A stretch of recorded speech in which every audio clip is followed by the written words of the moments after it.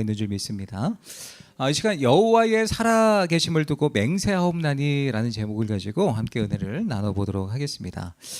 세상에는요, 어떤 분야든지 지켜야 될 그런 약속들이 있습니다. 교통 신호도 그렇고요, 여러 가지 암묵적인 그런 약속들이 있습니다.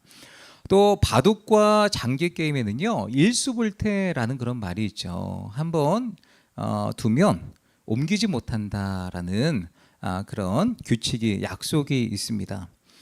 혹시 저는 화투를 잘 안 치는데 화투판에는 어떤 약속이 있습니까? 낙장?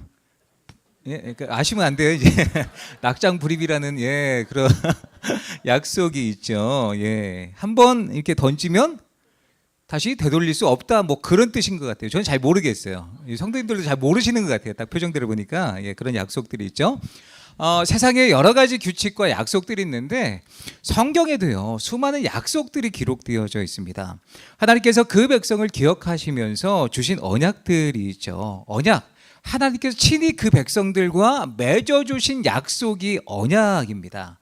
사람으로부터 출발하는 것이 언약이 될 수 없는 거죠. 아브라함과 할례를 맺음으로써 언약을 맺어주셨고, 노아를 통해 무지개를 통해 하나님께서 언약을 또 맺어주셨습니다.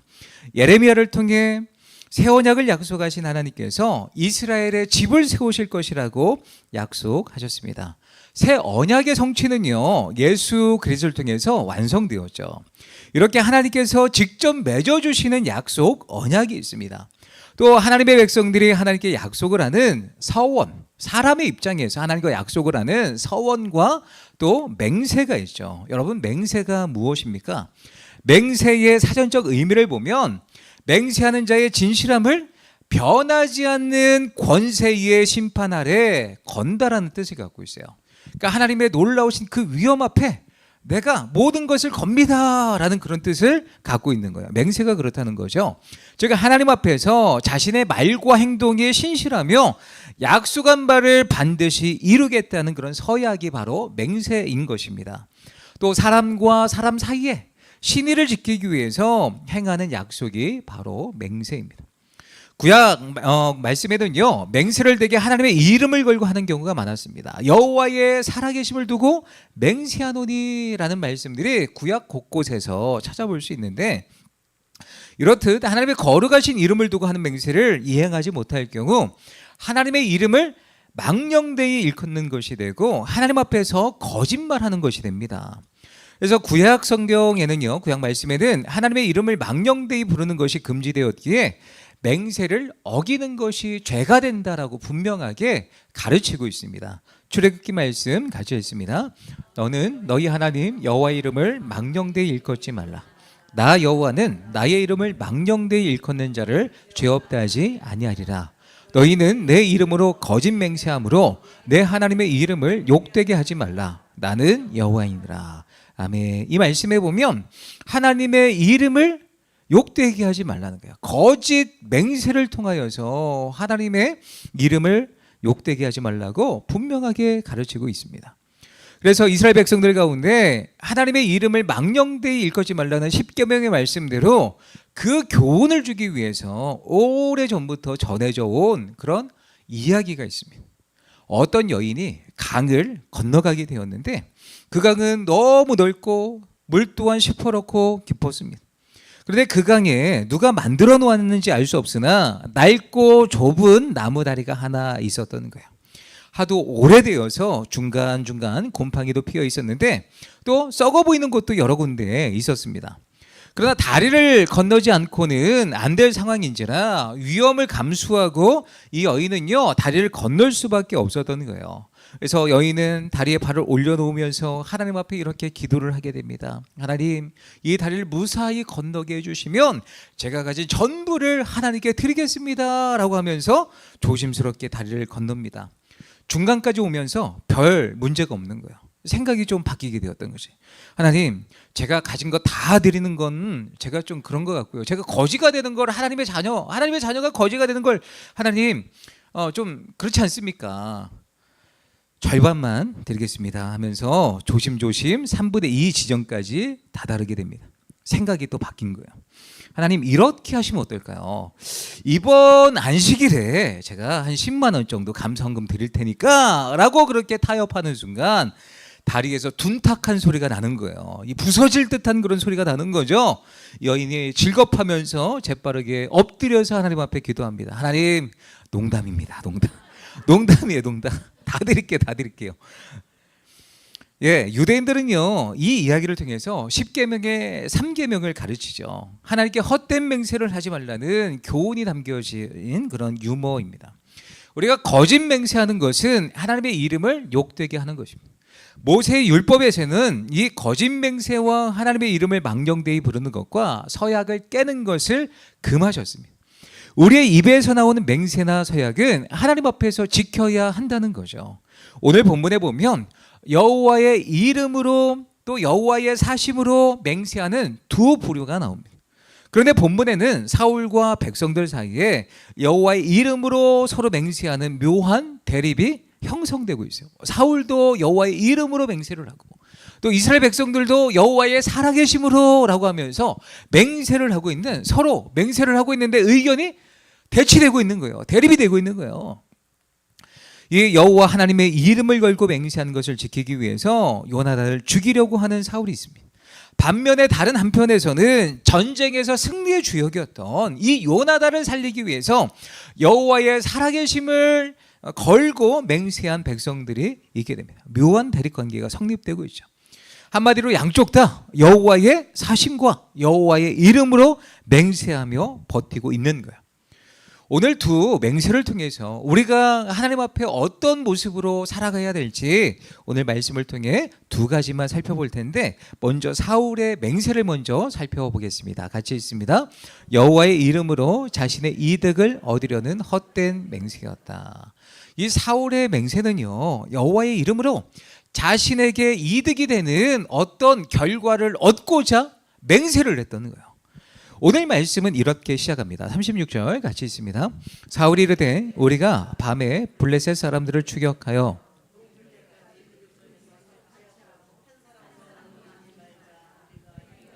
왕의 생각에 좋은 대로 하소서 할 때 제사장이 이르되 이리로 와서 하나님께로 나아가사이다 하매.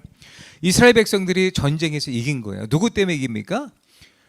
요나단 때문에 이기죠. 예, 그 병거가 3만, 그 마병이 6천, 바닷가에 모래알같이 허다한 블레셋 군인들을 이 요나단의 무기를 들었던 자가 기어 올라가서 적진을 향해 돌격하게 됩니다.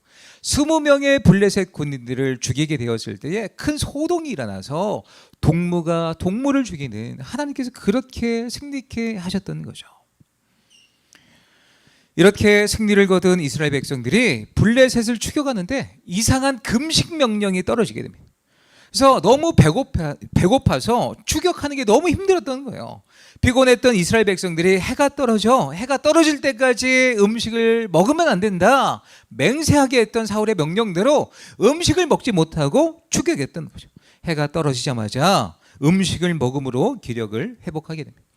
이때 사울이 어떤 명령을 내립니까? 물론 땅에 이제 짐승을 잡아서 피째 먹는 그런 과정들도 있었지만 그 다음 말씀이 이어지는 말씀 36절 말씀입니다.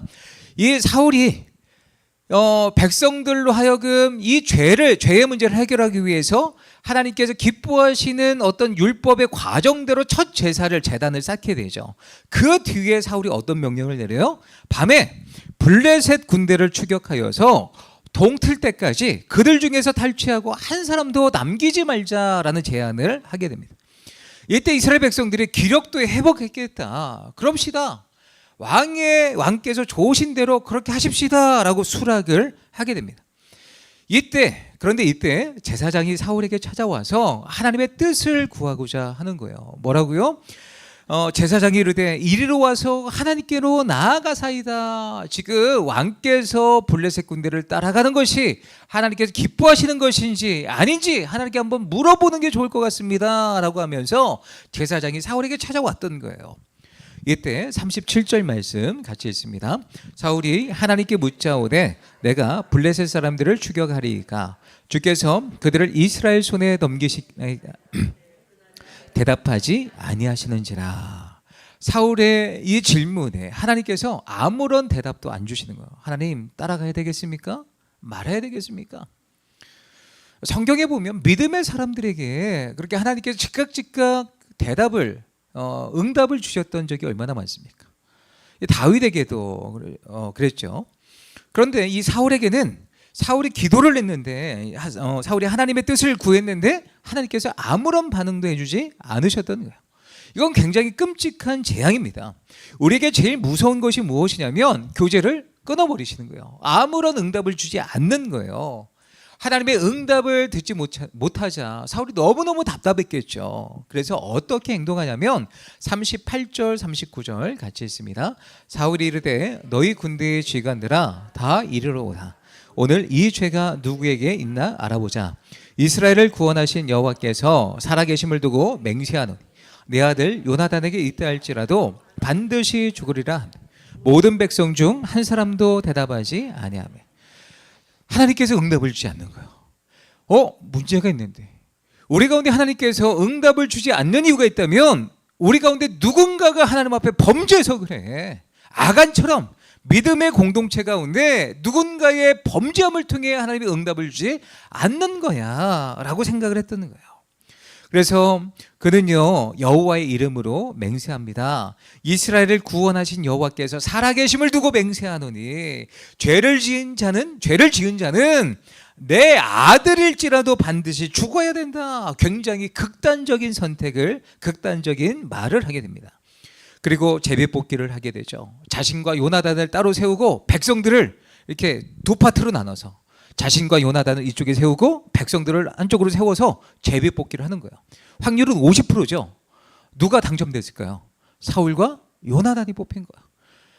사울은요 나는 아니야, 요나단도 아니야, 이런 생각으로 나와 요나단 그리고 백성들 구별을 했던 거예요. 근데 자기 자신과 요나단이 그렇게 뽑히게 되었다는 거죠. 그리고 또 제비를 뽑게 됩니다. 누가 나와요? 요나단이 뽑히게 되는 거죠. 자신과 요나단이 뽑힐 리 없다고 생각했던 거죠. 지금 하나님께서 응답하지 않으시는 이유는 나와 내 아들 요나단 때문이 아니라 이 백성들 중에 한 명이 하나님 앞에 범죄했기 때문이다 생각했던 거예요. 사울이 자신의 잘못을 깨달았다면 이런 제안을 했을까요? 사울이 요나단의 잘못을 알았다면 요나단의 이름을 굳이 언급할 이유가 있을까요? 자신과 요나단은 깨끗하다는 거예요. 그런데 색출해냈더니 요나단이 뽑혔다는 거예요. 요나단은 아버지의 금식 명령을 듣지 못했습니다. 그래서 허기질 때에 지팡이 끝으로 벌꿀을 찍어서 맛보았던 것, 그래서 눈이 밝아졌던 것. 이때 사울은요 여호와의 이름을 맹세한 것을 상기시키면 이렇게 아들에게 말하고 있죠. 이 요나단은 어쨌든 아버지께서 그런 금식 명령을 내린지 모르고 음식을 먹은 거잖아요. 그렇게 큰 잘못은 없었던 거예요. 고의적인 어떤 범죄함이 아니었기 때문입니다. 이것을 몰랐던 사울은요 이 여호와의 이름을 맹세한 것을 상기시키면서 아들에게 다음과 같이 말합니다. 같이 있습니다. 사울이 이르되 요나단아 내가 반드시 죽으리라. 그렇지 않으면 하나님이 내게 벌을 내리시고 또 내리시기를 원하노라 하네. 여호와의 이름으로 맹세한 것을 이루지 않으면 자신에게 화가 임할 것이니 여호와의 이름대로 맹세한 대로 너는 반드시 죽어야 된다라고 이야기를 하고 있는 거예요. 이 장면을 보세요. 지금 사울은요 전혀 자신의 잘못을 돌아보지 못하고 있습니다. 자신이 안 되는 것은 다른 사람 때문이라는 거예요. 우리가 블레셋을 추격하지 못하는 이유는 내가 아니야, 요나단 너 때문이야. 아니 백성들 때문에 처음에 그렇게 시작했다가 요나단에게 이제 화살을 돌리고 있는 거죠. 사울은요 지금 전혀 자신을 돌아보지 못하고 있습니다. 다른 누군가의 죄가 들어와서 하나님께서 응답하지 않으신다는 것이죠. 그게 요나단이라 할지라도 자신의 정권과 정치적 야욕 앞에서는 죽어야 한다는 것입니다. 지금 사울은요 사무엘상 13장에서 어떤 말씀을 들었습니까? 이 사무엘 선지자가 정한 기한에 오지 않자 하나님 앞에 번제를 대신 드리잖아요. 그 번제를 대신 드림으로 하나님께 버림을 받게 됩니다. 그래서 하나님은 사무엘을 통해 사울에게 뭐라고 말씀하십니까? 하나님께서 하나님의 마음에 맞는 왕을 구하여서 백성의 지도자로 삼으시겠다고 하나님께서 그렇게 말씀해 주셨죠. 그 선언을 들었던 사울 입장에서는 굉장히 큰 부담감이 찾아왔을 거예요. 내가 그럼에도 불구하고 영적으로 괜찮은 모습을 백성들에게 보여주어야 되겠다는 어떤 영적인 부담감이 이 사울에게 있었던 것 같습니다. 그래서 14장 내내 나타났던 사울의 모습을 보면 영적인 사람처럼, 거룩한 사람처럼 행동하고 있습니다. 제사장에게 먼저 찾아가서 자문을 구하고 하나님의 법궤를 한번 가져와 보십시오. 그리고 그렇게 이야기를 하고, 쓸데없는 금식을 명령하고, 또 율법에 맞는 정결한 음식을 먹도록 하고, 하나님께 제단을 쌓고, 그러니까 백성들 앞에서 정말 자신이 영적으로 구별된 사람인 것을 보여주려고 부단하게 노력을 하고 있는 모습을 보게 됩니다. 신성한 에봇에 있는 우림과 둠빔으로 제비뽑기를 하는 거야. 나는 하나님의 판결 가운데 모든 것을 내어 맡겼어. 이 14장의 말씀에 보면 사울은요 정말 거룩한 사람처럼 행동하고 있습니다. 13장에서 버림받았기 때문이죠.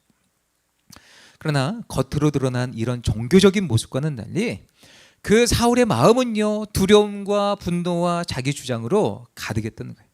사무엘로부터 당신이 하나님의 말씀을 순종하지 않았기에 하나님도 당신을 떠나셨다는 말을 들은 뒤로 그는 영적인 큰 어려움이 있었던 것 같아요. 사울은 사무엘이 떠나자 하나님이 함께 하시는 것처럼 사람들에게 보이기 위해서 더 종교적인 어떤 사람이 되었던 거예요. 이것은 조작이고 쇼였습니다. 자신의 권력과 자신의 야욕을 위해서, 자신의 이득을 위해서 하나님을 수단화시키려고 했던 사울의 모습을 볼 수 있는 거죠. 자신의 죄를 전혀 깨닫지 못합니다. 하나님께서 왜 응답하지 않으셨던 거예요? 사울의 그 완악함 때문 아닙니까? 하나님 없이 정말 하나님을 잘 믿는 것처럼 겉으로 외형적인 모습을 추구하는 사울 때문에 하나님께서 응답하지 않으셨던 건데도 사울은 이것을 아직도 깨닫지 못했던 거예요. 자기 욕심을 위해 하나님의 이름을 악용하고 있습니다. 그는 할례받지 않은 블레셋 사람을 치는 것이 아니라 자기의 원수 블레셋을 치기 위해서 하나님을 이용하고 있었던 거죠. 하나님 없이 자기 열심을 갖고 살아가는 자, 자신은 완전한 자라고 착각하면서 나는 문제가 없는데 다른 이들이 문제라고 여기는 사람에게 하나님은 응답하지 않으신다는 사실입니다. 존 비비어의 관계라는 책을 보면 이런 이야기가 소개되어져 있습니다. 존 비비어 목사님이 플로리다주에 어느 교회에서 설교를 하고 나오시는데 어떤 여인이 이제 찾아와서 자기 남편 이야기를 하는 거예요. 자기 남편은 목사였다는 거예요. 근데 어느 날 이 남편이, 목사인 남편이 이 여인에게 찾아와서 나와 결혼한 것은, 이제 자신과 결혼한 것은 하나님의 뜻이 아니라고 하면서 함께 다른 여자와 함께 도망갔다는 거예요. 도망가면서 이 사모님에게 뭐라고 말을 했냐면 하나님의 온전한 뜻이었기 때문에 함께 도망가는 겁니다. 그 여인과 함께 새로운 목회를 할 때 하나님께서 더 축복을 주실 것입니다. 이런 말을 하면서 떠나갔다는 거예요.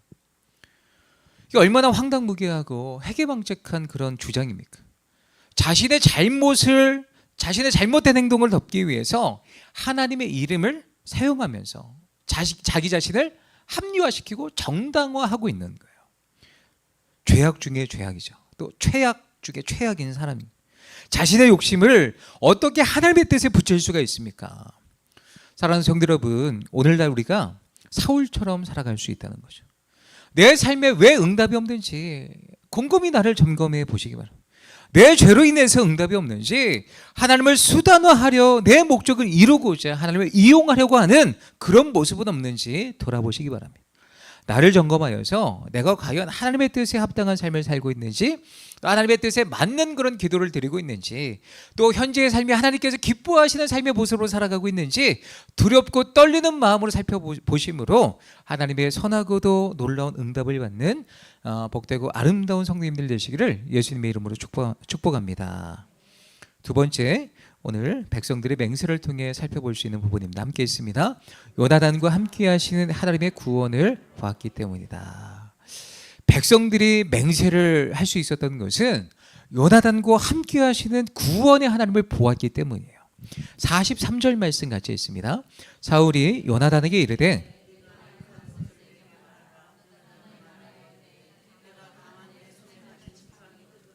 꿀을 조금 맛보았을 뿐이오나 내가 죽을 수밖에 없나이다. 자, 지금 이 요나단의 모습을 보면요, 정말 겸손한 사람입니다. 제비 뽑기 위해서 자기 자신이 뽑힌 거예요. 사울의 맹세, 아버지였지만 억지스럽고 부당한 그런 요구 아닙니까? 결정 아닙니까? 순순히 자기 잘못을 인정하며 처벌을 받겠다고, 그럼에도 불구하고 아버지 앞에 나아가고 있는 거예요. 그 처벌이 죽는다 할지라도 받아들이겠다고 하고 있습니다. 요나단은요, 지금 얼마든지 항변할 수 있어요. 더구나 45절에서 이게 살펴보겠지만 민심 또한 누구에게 와 있습니까? 요나단에게 와 있어요. 필요하다면 능히 사울을 제지할 수 있는 그런 위치에 있었던 사람입니다. 그럼에도 불구하고 이 요나단은요, 겸손했어요. 위의 권세에 복종하는 것, 이 성도로서 마땅한 바였기에 부친이자 왕인 사울의 명령에 따르기로 한 것입니다. 그렇다면 이렇듯 순순히 복종하는 요나단을 하나님께서 그냥 버리셨을까요? 아니죠. 45절 말씀 같이 읽습니다. 백성이 사울에게 말하되 이스라엘의 이 큰 구원을 이룬 요나단이 죽겠나이까? 결단코 그렇지 아니하니이다. 여호와의 살아계심을 두고 맹세하옵나니 그의 머리털 하나도 땅에 떨어지지 아니할 것은 그가 오늘 하나님과 동역하였음이니이다 하여 백성이 요나단을 구원하여 죽지 않게 하니라. 백성들은요, 사울의 부당함을 지적하면서 요나단을 구해내고 있습니다. 이는 겉으로 보기에 백성이 요나단을 구하는 것처럼 보이지만 실상은 하나님께서 요나단을 구하고 계신 것이죠. 백성들을 통해서 알 수 있는 사실이 무엇입니까? 요나단은 백성들에게 하나님의 큰 구원의 역사를 보게 해준 그런 영웅입니다 라고 이야기를 하고 있죠. 하나님께서 이스라엘에게 큰 구원을 이루었습니다. 근데 누구를 통해서 이 큰 구원을 이룬 거예요? 요나단을 통해서 이룬 거죠. 마병, 병거가 3만, 마병이 6천, 바닷가에 모래알같이 허다한 그 숫자를 누구의 믿음으로 이긴 거예요? 요나단의 믿음으로 이긴 거예요. 이길 수 없는 전쟁이었습니다. 요나단의 믿음을 통해 이루신 거예요. 요나단이 여호와의 구원은 사람의 많고 적음에 달렸지 않다고 믿음으로 나아갔을 때 하나님이 요나단의 그 믿음을 통해서 블레셋을 이길 수 있도록 허락하셨던 거예요. 과연 그가 믿는 대로 하나님께서는 사람의 많고 적음에 관계없이 요나단에게 큰 구원의 역사를 이루어 주셨습니다. 요나단이 잘못한 게 없어요. 그는 믿음으로 주님 앞에 쓰임받았습니다. 금식하라는 아버지의 명령을 듣지 못했어요. 꿀을 먹은 것도 고의성이 전혀 없었습니다. 백성들은 큰 구원이 임한 것 하나님께로부터 왔지만 하나님께서 그럼에도 불구하고 요나단을 들어쓰셔서 큰 구원을 이루신 것입니다 고백하고 있는 거예요. 그래서 39절에 사울이 여호와의 이름으로 맹세하여 내 아들 요나단일지라도 반드시 죽으리라. 사울은 이런 고백을 할 때에도 자기와 요나단은 죄를 짓지 않았다고 생각을 했죠. 그럼에도 불구하고 요나단이 꿀을 먹은 것을 백성들이 알고 있었을까요? 몰랐을까요? 알고 있었어요. 그런데 모든 백성 중에 요나단이 꿀 먹은 것을 이 사울에게 말하는 자가 없었습니다. 왜 그랬을까요? 백성들은 요나단이 사울의 명령을 어기고 꿀을 먹었다는 것을 이야기하자는 이유가 있다면 이 블레셋을 이길 수 있었던 1등 공신 요나단 믿음의 용사를 보호하고 있는 거예요. 또 어떤 학자는요 이렇게 이야기를 합니다. 사울 왕에 대한 무언의 항변을 하고 있다. 그래서 아무 말도 하지 않는 것이다 라고 표현하고 있습니다. 오늘 블레셋과의 전쟁에서 이긴 것은 사울의 신앙 때문에 이긴 것이 아니라 요나단의 믿음 때문에 이겼다는 것을 모든 백성이 다 알고 있는 거예요. 그래서 무언의 항변을 하고 있는 거예요. 이렇게 요나단은 백성들에게 큰 구원과 용기를 가져다 준 믿음의 사람이었고 백성들이 요나단과 함께 하시는 하나님을 보았기 때문에 요나단을 보호하고 있는 거예요. 여호와의 살아계심을 두고 맹세하노니 여호와의 큰 구원을 이루신 그 하나님을 붙들고 맹세하며 나아갔던 것입니다. 또 45절 말씀해 보면 백성들이 또 뭐라고 이야기를 해요? 요나단은 하나님과 동역하였다라고 이야기를 하고 있어요. 굉장한 표현입니다. 백성들이 사울에게 요나단이 죽지 않아야 될 이유에 대해서 언급하고 있는데 하나님과 동역했다라고 표현을 하고 있습니다. 요나단이 하나님 한 분만 믿고 신앙으로 진격에 나아갈 때에 하나님께서는 저 높은 하늘에서 팔짱 끼고 요나단 잘해봐 구경만 하신 분이 아니라는 거예요. 요나단과 함께 하셔서 그 전쟁에서 이길 수 있도록 역사하셨다는 거죠. 성경에 보면 하나님의 백성들이 하나님을 위하여 일하려 하고 하나님을 위하여 싸우려 할 때에 언제나 하나님께서 함께 하셨다는 것을 알 수 있습니다. 사사기 말씀에 보면 이스라엘 백성들이 가나안과 싸우려고 애써 나갈 때에 하나님께서 함께 하셨죠. 사사기 1장 19절 말씀에 보면 유다가 가나안과 싸우려고 나아갈 때에 하나님께서 유다와 함께 해 주셨습니다. 22절 사사기 1장 22절 말씀에 보면 요셉 족속이 베델을 치러 올라갈 때에 여호와께서 그와 함께 하셨다고 기록하고 있습니다. 또 사사기 5장 13절 말씀에 보면 이런 말씀이 있습니다. 같이 읽습니다. 그때에 남은 죄송해요. 아까 제가 잘못 읽었네요. 죄송합니다. 시작. 그때에 남은 귀인과 백성이 내려왔고 여호와께서 나를 위하여 용사를 치시려고 내려오셨도다. 사사 바락 그리고 사사 드보라가 가나안 사람과 더불어 싸우려고 나아갈 때에 하나님께서 바락과 드보라 야 너희 둘이 나가서 잘 싸워봐라 그러신 것이 아니라 말씀해 보면 여호와께서 내려오셨도다라는 표현이 있어요. 여호와께서 바락과 드보라 가운데 내려오셔서 그들과 함께 하신 거예요. 용사를 치시려고 하늘에서부터 친히 내려오셨다 표현하고 있습니다. 재미있는 표현이죠. 사사 바락과 여선지 이 사사 드보라가 가나안 백성과 더불어 싸우러 나갈 때에 그들과 그저 함께 하시는 정도만이 아니라 아예 용사를 치시려고 일부러 하늘에서부터 내려오셨다는 말씀입니다. 이와 같이 언제나 하나님의 백성들이 신앙으로 나아갈 때는 하나님께서 그들과 함께 하사 역사해 주셨듯이 요나단이 신앙으로 진격해 나아갈 때에 하나님은 요나단을 혼자 보내지 아니하시고 요나단과 함께 전쟁의 터전 가운데 나아가셨다는 거예요. 이것을 누가 본 거예요? 이스라엘 백성들이 본 거예요. 요나단을 통해 큰 구원의 역사가 일어나고 하나님이 요나단과 함께 하시는구나 이것을 백성들이 본 것입니다. 그래서 뭐라고 말합니까? 이스라엘의 이 큰 구원을 이룬 요나단이 죽겠나이까? 결단코 그렇지 아니하니이다. 여호와께서 살아계심을 두고 맹세하옵나니 그의 머리털 하나라도 땅에 떨어지지 아니할 것은 그가 오늘 하나님과 동역하였음이니이다 고백하고 있습니다. 하나님과 동역하였음이니이다.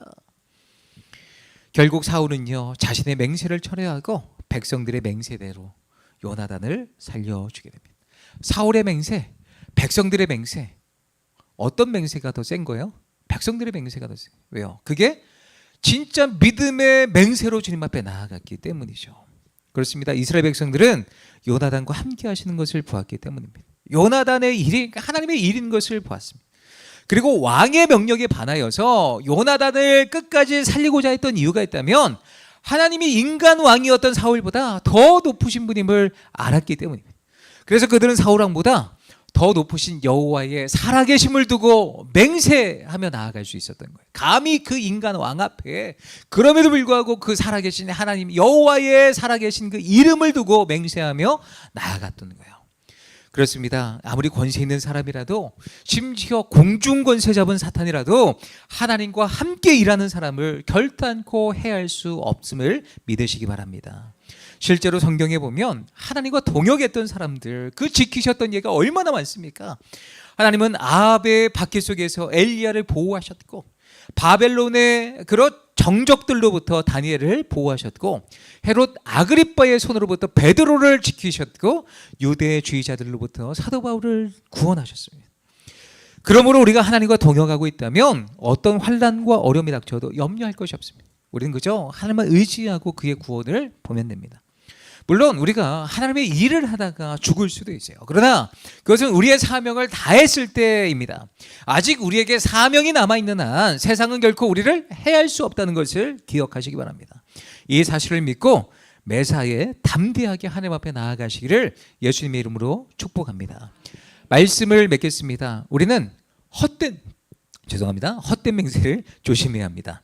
사울은 분명 자기 아들이라도 여호와의 사심으로 맹세하여 죽게 될 것이라고 하였죠. 맹세 뒷부분을 다시 한번 보실까요? 내가 반드시 죽으리라. 그렇지 않으면 하나님이 나에게 벌을 내리시고 또 내리시기를 원하노라. 여호와의 이름으로 맹세를 한 거예요. 그에게 요나단에게 벌을 내리지 않으면 어떻게 된다고요? 자기 자신에게 이 저주가 돌아올 것이라고 맹세했죠. 이 경솔한 저주의 맹세가 누구한테 돌아가게 됩니까? 사울 자신에게로 돌아가는 그런 비극을 낳게 됩니다. 하나님께로부터 버림을 받은 거예요. 사울의 맹세는 처음부터 억지였기 때문이죠. 결코 신앙적이지 않은 맹세, 하나님을 이용하여서 자신의 욕심을 채우려는 맹세, 그런 약속을 삼가하시기 바랍니다. 또한 하나님과 동역하시기 바랍니다. 그러면 나로 하여금 하나님과 동역하며 나아가면 주변의 많은 자들이 하나님의 구원하심과 일하심을 보게 될 것입니다.